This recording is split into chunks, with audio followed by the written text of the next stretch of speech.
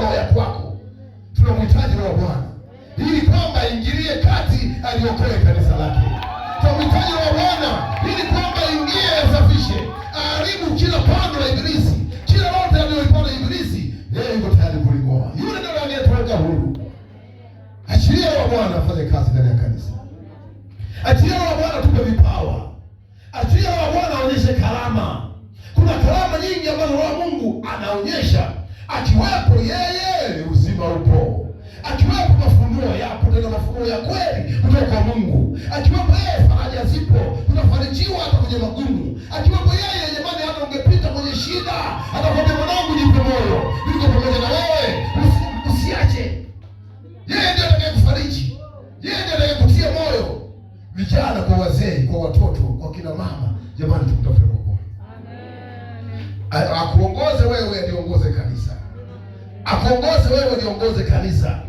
Unajua zaidi jamani, watu hawamuoni Mungu vizuri kwa sababu tumeacha uwezo wa Roho Mtakatifu kutuongoza. Ndio maana watu wanalionea kanisa, kwa sababu kanisa limeacha nguvu ya Mungu kupitia nguvu ya Roho Mtakatifu. Akiwa Roho Mtakatifu, akiwa Roho Mtakatifu na akaliongoza kanisa, kuna vitu vya vikubwa ambavyo vinaweza kutokea. Na Mungu anataka kupitia Roho Mtakatifu ajifunue. Na Mungu anajifunua kupitia nguvu ya Roho Mtakatifu. Roho Mtakatifu ni Mungu, ndiye alimfufua Yesu Kristo. Roho Mtakatifu ya jamani ndiye ambaye amekuja sasa kuiongoza kanisa hadi unyakuo. Roho Mtakatifu ndiye ambaye analiongoza kanisa hadi unyakuo. Unajua mwanzo kabisa Mungu alijifunua.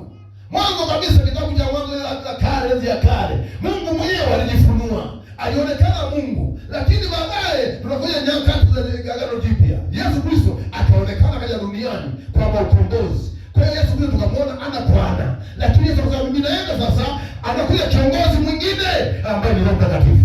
Huyo ndiye atakayeliongoza kanisa hadi siku ya unyakuo. Huyo ndiye ambaye jamani ni mwenye matendo makuu yako ndani yake. Tukitaka kuharibu kazi ya Ibilisi, tunahitaji nguvu ya Roho Mtakatifu. Tukitaka kanisa hili jamani liwe salama, tukubali kuongozwa na Roho wa Bwana.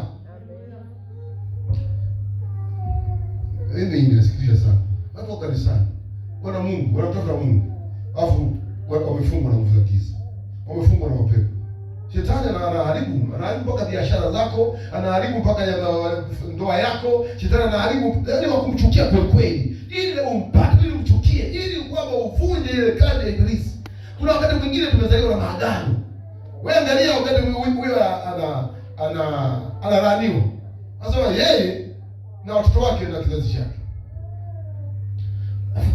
Hii ndio ilikuwa mbaya sana. Wewe mfikirie Gehazi alipochukua ile sadaka ya Naamani. Elisha anamwambia hiyo ndio ukoma wa Naamani, ndio kwa juu yako, watoto wako na kizazi chako. Hata wewe kizazi ndio hiki sasa. Ndio wewe sasa.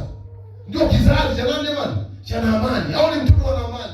Alafu leo unakombolewa na Yesu Kristo. Anakuambia ni kukukomboa. Lazima la kwanza uanze kuvunja zile laana. Wewe kama mimi tunatembea kwenye laana. Tunatembea kwenye shida. Zile laana za wazazi wako ambao labda walilaaniwa. Ukishaokoka sema sasa mimi najipatanisha na Yesu Kristo ambaye ni Bwana Mwokozi wangu. Navunja kila maneno yanayotamka juu yangu na kila laana iliyokuwa juu yangu na ikapaa kwa jina la hai na kwa damu ya Yesu Kristo na nikomboa na kuweka huru mbali na mateso, mbali na shida, mbali na tabu, basi unakuwa huru. Ndio kwa sababu akiweka huru mtakuwa huru kweli kweli. Bwana akiweka huru mnakuwa huru kweli kweli.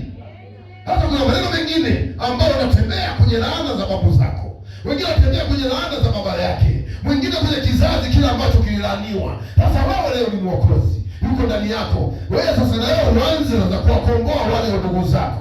Kwamba sasa leo laana tunavunja kwa damu ya Yesu Kristo. Yesu alikufa kwa ajili yetu sisi. Alichukua laana zote na mimi navunja laana zote juu yangu.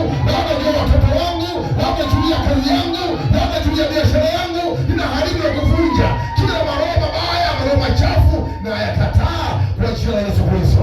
Asilia Roho Mtakatifu sasa kusaidie. Akikaa kusaidie, hakuna ngumu itakayowezekana. Hakuna mkate mgumu kwa Roho Mtakatifu. Hakuna jambo lisilowezekana. Kwake yote yanawezekana. Kwake yote yanawezekana. amini. Yote yanawezekana kwa Mungu na kwa yeye, amini.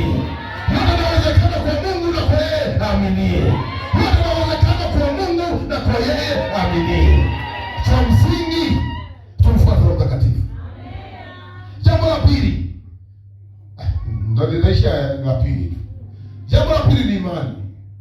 Imani. Mwamini Yesu Kristo vyema. Mwamini Mungu, ukiamini vizuri, hakuna neno gumu lolote lile. Sisi tumekuja hapo kwa sababu tumemwamini Yesu Kristo. Endelea kushindania imani yako. Na maana Biblia inasema endelea kushindania imani. Endelea kushindania imani. Ibilisi anakuja ili aondoe imani ndani yako, lakini imani yako kwa Yesu Kristo siondoe. Hata wakati wa shida, sema hata kama tabu, bado Yesu Kristo ni Bwana. Hata kama nitakuwa kwenye jaribu, bado Yesu Kristo ni Bwana. Nitamkiri kwamba ni Bwana mwokozi wa maisha yangu, na hajaniacha, yuko pamoja na mimi. Huyu ndiye ambaye ameniokoa. Ananijua kuliko wazazi wangu, ananijua kuliko ndugu zangu. Ndio mwenye kunionea huruma.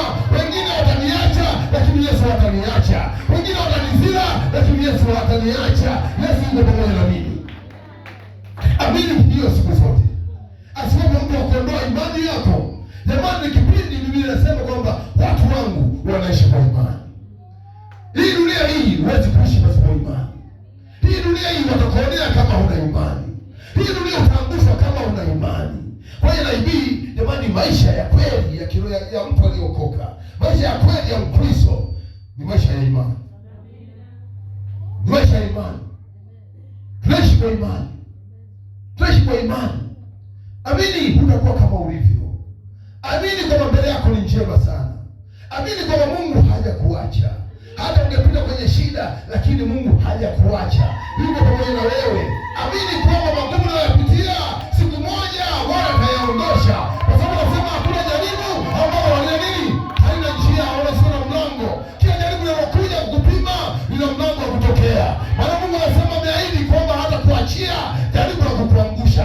Hata kuacha jaribu na kukuweza wewe. Kila jaribu akikupa, Bwana yuko nyuma yako akikusaidia. Na Roho wa Mungu yuko ndani yako akikusaidia. Kwa hiyo ndani ya majaribu magumu utayapita. Wewe amini, amini, amini.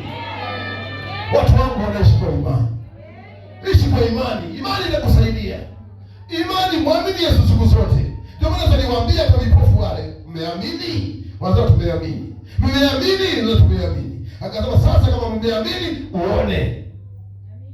Ukiamini utaona. Ukiamini utaponywa. Ukiamini utafunguliwa. Ukiamini utaweka huru. Ukiamini utabadilika. Ukiamini jambo lile linalokusumbua utakonda. Wale shetani asikukondeshe. Shetani jambo la sichukue nini sehemu ya Mungu akaanza kuonekana yeye. Haikuletea jaribu. Jamani, kwa sababu kwa Mungu hakuna jaribu gumu. Kwa Mungu hakuna jaribu gumu. Wala hakuna jambo kubwa. Kubwa kwa sababu unaona kwa macho yako. Ibilisi anaanza kunong'oneza. Anasema utapenda kweli hapa? Hapa labda unaenda kwa waganga. Hapa labda ukafanya hivi. Anakutafutia akili yako. Lakini wewe mwenye imani sasa nayaweza yote kwa yeye mtia nguvu. Najua hapa nitapita. Najua hapa naweza. Najua hili litaisha. Sitamwacha Mungu kwa sababu ya hili. Sasa wewe kwani unakonda? Nyie mliokoka. Nyie mwa Kristo. Kwani mnakonda? Majaribu hayana kuja. Tunajua hayana kuja, lazima yawepo. Lazima ujaribiwe. Majaribu yanayokuja haya lazima liwepo. Na lilokuja jaribu ni saizi yako. Limekuja kwa saizi yako. Na Mungu ameniruhusu. Na kama Mungu ameniruhusu, maana yake kwamba yeye ndio atakayekushindania. Ndio basi nitakuwa na wewe hata ukamilifu wa dahari. Sitakuacha. Nitakuwa na wewe hadi